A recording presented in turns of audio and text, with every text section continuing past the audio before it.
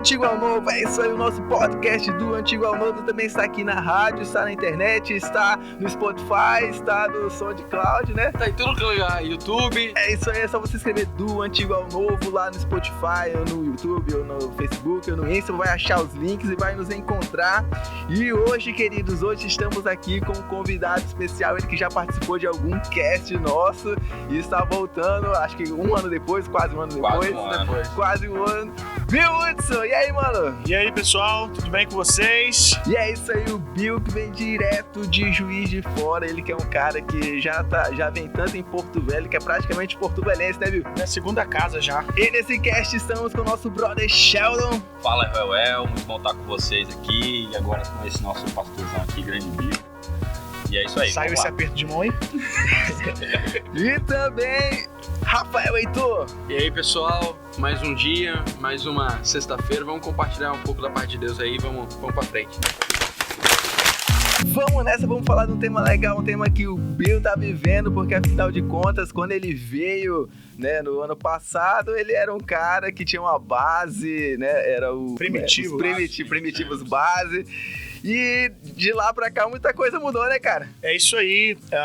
Durante mais ou menos 12 anos, a gente se moveu lá na cidade de Juiz de Fora como uma base interdenominacional, um trabalho para-eclesiástico, essa base visava treinar, ajudar as igrejas locais para que a gente pudesse viver um avivamento genuíno na nossa cidade. Durante 12 anos a gente promoveu o evangelismo das ruas, torre de oração, escola de treinamento ministerial, dentre muitas outras coisas.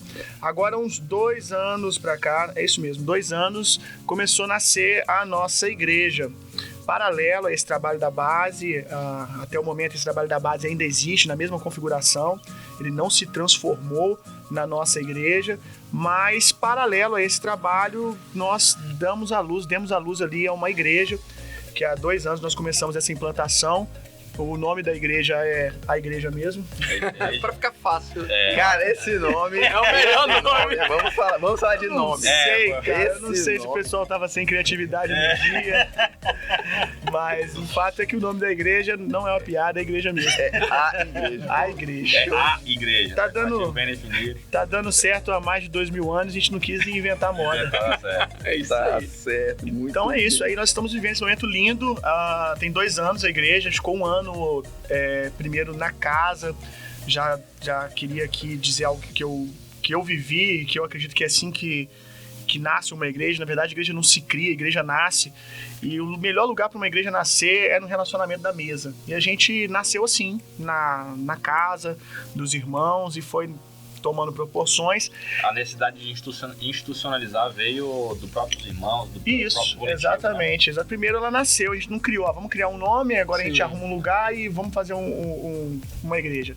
Ela nasceu da mesa, do relacionamento, da comunhão, e há um ano, primeiro ano a gente ficou quase todo apenas reunindo em casas.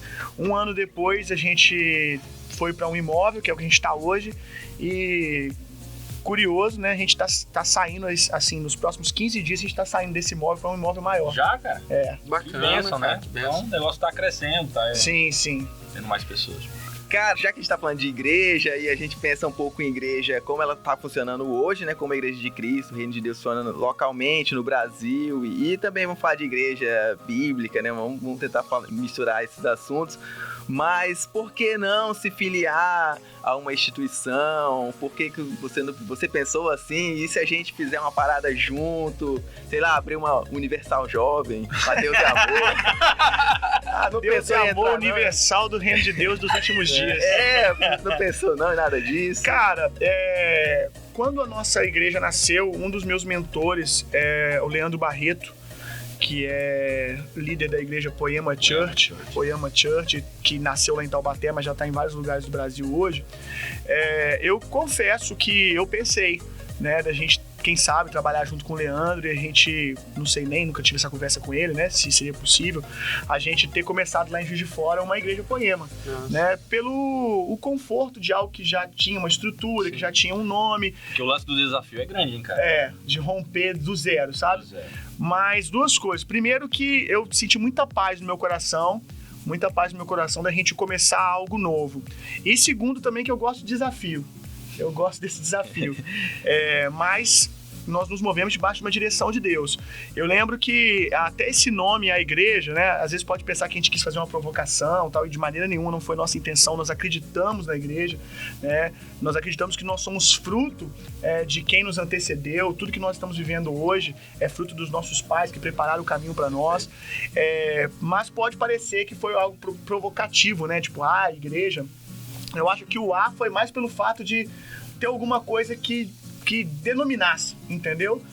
Porque acho que já basta ser a igreja, né? Imagina se fosse igreja. Qual é o nome da sua igreja? Igreja. Vai ficar mais difícil. A gente botou... A conversa ia ser ótima, né? Qual é o nome da tua igreja? Igreja. Igreja. Pra que isso não acontecesse, a gente ainda botou o A. Mas esse nome, por exemplo, igreja, a gente pensou em muitos nomes. A gente tem uma característica no nosso povo, na nossa família espiritual lá, de muita criatividade. É um dos DNAs da nossa igreja, a criatividade. E quando a gente viu que estava chegando a hora da gente institucionalizar, como você falou, de ter um nome, de ter um lugar, de ter toda essa estrutura física de igreja, a gente começou a pensar no nome e, cara, pode ter certeza, a gente sempre tentou pensar algo mirabolante, sabe? Sim. Aquela equipe criativa, todo mundo pensando várias coisas, mas tudo que eu pensava eu não sentia paz, cara. Não sentia paz no meu espírito. O líder das mídias também não sentia. Aí uma madrugada, resumindo... excepcional o cara, né? O cara é monstro. Quem quiser seguir aí se você for seguir ele, gente, vocês falam que foi indicação da rádio, tá? Pra me tirar uma da cara dele. Galoso, tá? Como é que escreve o Caio? Galloso. É isso?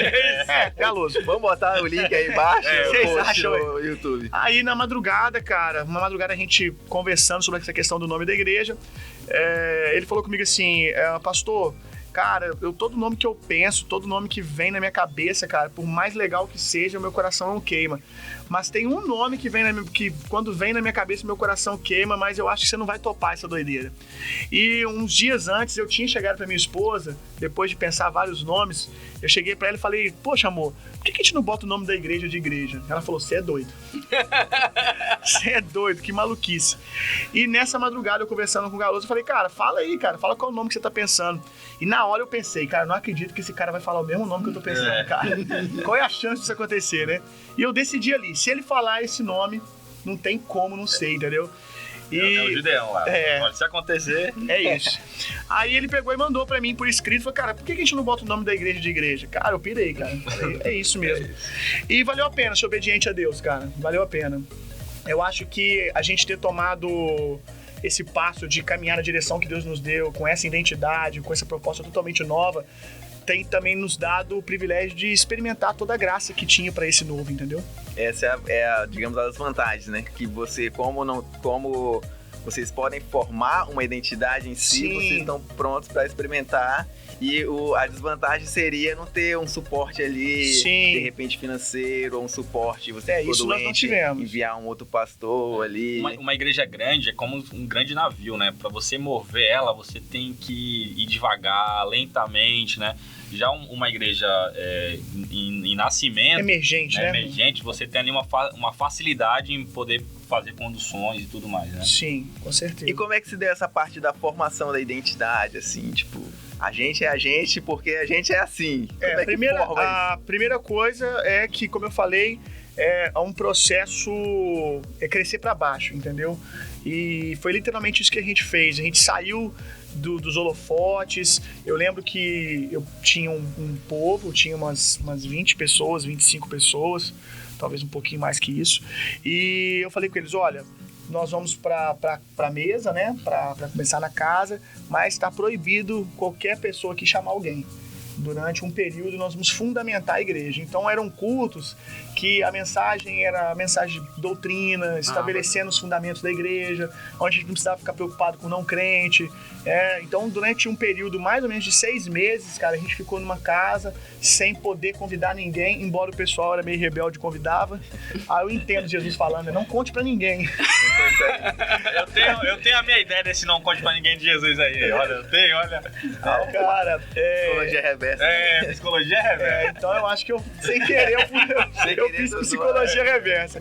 Porque o pessoal foi chamando e a gente tinha pensado em ficar mais tempo na casa. Só que mesmo a gente dando ênfase, não chama ninguém, não convida ninguém, é tempo da gente fundamentar.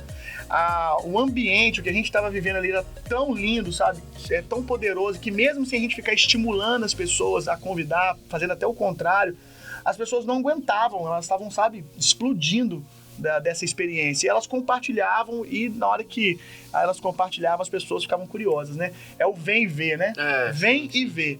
Então as pessoas, o evangelismo nosso foi esse, vem e vê.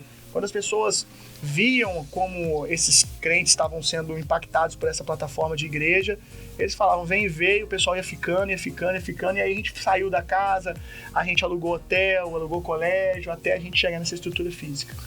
Vocês acham que ainda tá nesse fogo inicial? Ou a igreja já começou a encontrar um platô para poder se estabelecer? Ou ainda tá nesse fogo ainda inicial? Cara, eu acho que a gente já passou essa fase, né? Por exemplo, hoje a gente tem nossa liderança toda estabelecida já, entendeu? A nossa plataforma de ensino já está funcionando, a nossa plataforma de recepção de novos membros já funciona, né? Quem chega já passa por um período ouvindo do nosso DNA, ouvindo da nossa doutrina. Então eu acredito que a gente já está nessa estabilidade. Mas com relação a esse fogo de paixão, a gente continua tendo, do mesmo jeito. Bacana. Mas acredito que hoje é estável. Bacana. Estruturado. Uma vez você citou uma frase assim que você não acreditava numa igreja, que era uma bênção pra você e insônia pro vizinho, né? Aconteceu um fato, né? Curioso. Conta pra gente aí esse. Ah, sim. Quando a gente saiu da casa, a gente foi pro hotel. A gente ficou um período no hotel e colégio. Ficava intercalando entre hotel e um colégio lá que cedia um espaço pra gente lá, um anfiteatro. E um dos cultos, na verdade, depois de um período já que a gente já tava fazendo esse trabalho no colégio e hotel, num dos cultos, cara, o vizinho, meu irmão, o vizinho entrou lá de pijama, cara, no meio do culto, gritando, feito louco, meu irmão, de pijama, no meio do culto, o pau quebrando, o culto acontecendo, o cara me entra de pijama gritando, cala a boca, eu quero dormir. E a gente foi lá, tentou acalmar o cara, mas ele tava virado no girar, não teve jeito não. Ele saiu de lá cuspindo fogo mesmo. E depois, nesse dia aí, eu tomei essa decisão. Falei, gente, tem que achar um lugar. Então, até ir pra um lugar, a gente foi empurrado pra esse nível, entendeu? Porque eu falei, cara, a gente não pode, realmente, como ele falou a frase, enviado, né? Será? Talvez, né? É um espinho no ninho, né? Como ele disse aí a frase, não adianta a igreja ser uma bênção pra gente, um incômodo pro vizinho, né? E a nossa igreja tem uma identidade de adoração muito forte, sabe? Não de barulho. Sim. Né? Esse barulho que, por exemplo, incomodou ele, não é nem do Ministério de Louvor, cara, é a galera cantando. Só quem vive a experiência de igreja que a gente vive lá sabe do que eu tô falando. Não é o Ministério de Louvor, os instrumentos estavam tudo... Heavy metal lá. Os instrumentos estavam tudo bem reguladinho, né? Pra não incomodar ninguém, mas os instrumentos você controla, cara. Agora a paixão das pessoas, do que elas estão vivendo. Então, na hora de adoração, todo mundo cantando junto. Então é uma das coisas que a gente sempre se preocupa quando a gente vai transicionar para um lugar novo, é essa questão de vizinho, de vizinhança, porque... Estudar o ambiente, Estudar o ambiente, para que a gente não seja incômodo e para que também, sendo incômodo, a gente não tenha que perverter a identidade da igreja, entendeu? Que é essa liberdade da adoração que a gente tem. Eu tenho uma dúvida até, essa questão... Você tocou no ensino e justamente como que foi a estruturação dessa plataforma de ensino, porque eu acho que é a base, né, a doutrinária da igreja, como que foi, quem são as pessoas por trás da sua liderança, quem te ajudou nesse caminhar aí? Sim, vamos lá. Durante toda a minha caminhada, eu fui agregando, né, na minha vida esses mentores, pessoas que influenciam a minha vida na doutrina, no ensino da palavra. Eu sou proveniente de igreja metodista, que é uma igreja que tem muita palavra. Né, eu me converti na igreja metodista. Eu cheguei a trabalhar assessorando pastor na igreja metodista, tempo integral no ministério. Então a minha base doutrinária é muito forte. Por mais que a nossa igreja seja uma igreja emergente, eu tenho uma base de igreja histórica, entendeu? Mas aí eu também tenho toda a bagagem de 2 seminários que eu queria indicar. Um, inclusive, tem aqui na cidade. Um deles que eu fiz foi o Carisma, da Igreja Batista da Lagoinha, que foi sensacional, me ajudou muito na minha base doutrinária. E depois eu fiz o Rema, que é um seminário que tem aqui em Porto Velho, né, que acontece dentro da estrutura da Igreja Verbo da Vida, que inclusive eu vou estar ministrando uma palavra lá hoje à noite. É um seminário muito bom, cara, muito bom. E também passar, sabe, no discipulado isso para minha equipe. Esse tempo onde a gente ficou mais reservado, foi um tempo para estabelecer a doutrina de quem estava chegando, mas as pessoas que já estavam comigo antes, entendeu, da gente começar esse tempo, essa estação, eu já vinha discipulando eles há muito tempo em tudo isso, em toda essa doutrina, em tudo aquilo que nós cremos do que é ser igreja. Bacana. Que eu acho que é algo muito peculiar, porque a gente vê igrejas emergentes aparecendo e a gente vê que às vezes não há uma estrutura de liderança, né? A gente vê normalmente o foco no líder, no grande líder, e a gente fica bem tranquilo. Por exemplo, eu olho o Bill fazendo as coisas e, por exemplo, ele está aqui hoje em Porto Velho, mas a igreja está acontecendo lá. Sim. As coisas estão acontecendo, não está na dependência sua, e trazendo essa bagagem que você fala de uma igreja histórica, é comum a gente ver essas igrejas que são emergentes, que não tem essa estrutura, as pessoas procurarem, onde está, por exemplo, sei lá, o estatuto, como é a dinâmica, vocês têm coisas escritas, uma estrutura escrita de discipulado mesmo, de autoria, como que é? Sim. Então, essa parte está em processo, está nascendo. Bacana. A gente já tem algumas coisas escritas. A gente também... a gente tem uma escola, né? Como eu falei aqui, sim, uma das áreas da base era uma escola, uma das ações da base era uma escola de treinamento. Então, essa escola são 9 meses de treinamento.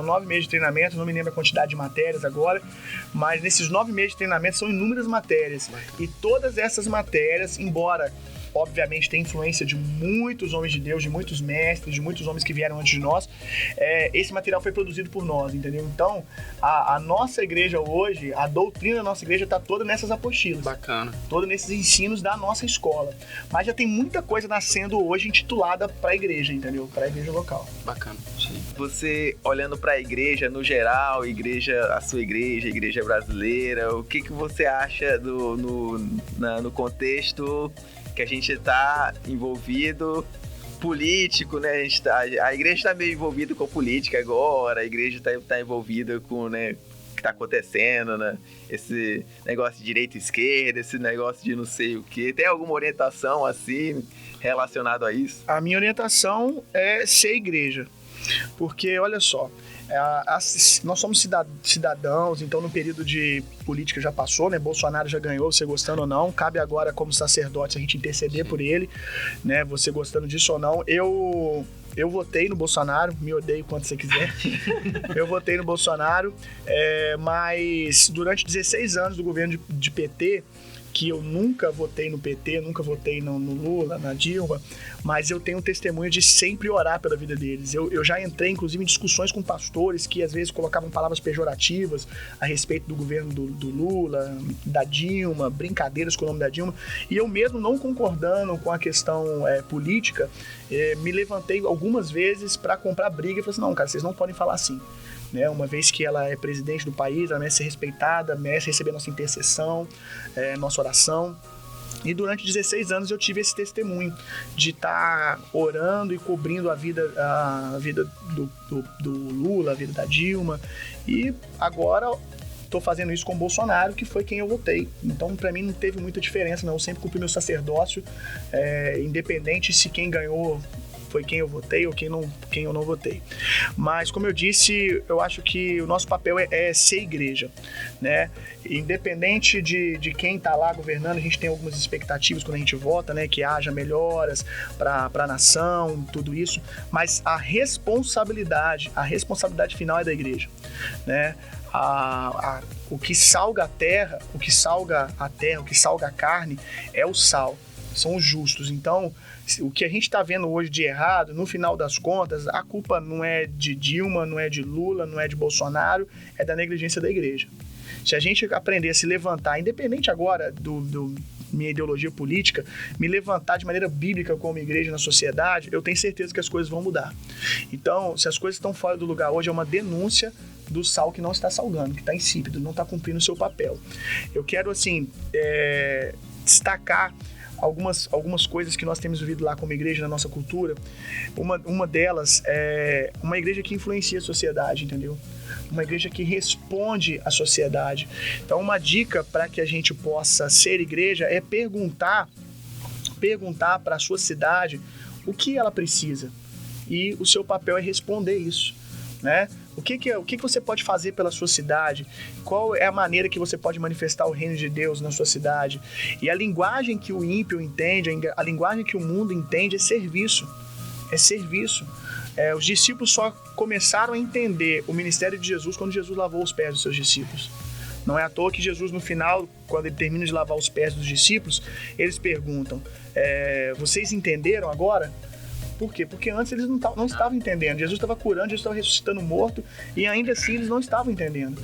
Então o mundo vai começar a entender o amor de Deus quando a gente aplicar a linguagem certa. E a linguagem certa é serviço. A igreja precisa servir a sociedade. Inclusive, vocês têm uma veia legal em base disso, né? Sim, muito forte. Social, até a parte social. Agora a gente, no período das fortes chuvas, agora que teve lá na nossa cidade, a gente começou uma ação para construir uma casa para uma família que perdeu a casa na chuva.